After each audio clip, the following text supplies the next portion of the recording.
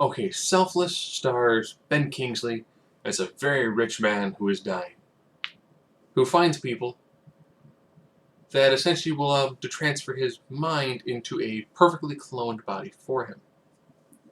If you saw a trailer, you kind of know it's not a perfectly cloned body, it's someone else's body. So, after he dies, he comes back in Ryan Reynolds' body.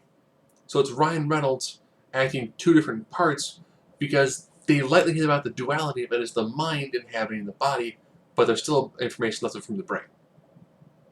I wish they would have focused so much more on the mind-brain duality aspect, one being the physical, one being the metaphysical. Almost take it to kind of like a Descartesian philosophical aspect to it, but no.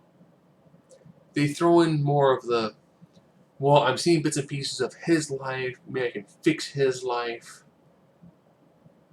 but my life's important, but his life is really important, but I'm really selfish, but the movie's called Selfless, so you can kind of tell the direction that it's going. And I guess at the same time, too, whatever the previous body did is a natural reflex, so they throw in action sequences that seem kind of out of place. If my one big complaint, I wish they would have, the action, it's very, very sporadic, it's just sprinkled in there.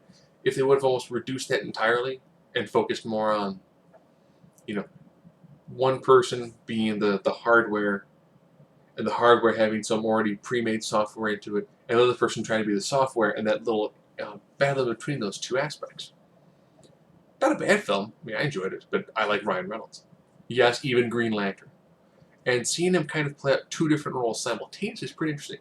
Seeing him play out his character as well as have more of the Ben Kingsley sort of attributes to it. So, interesting film.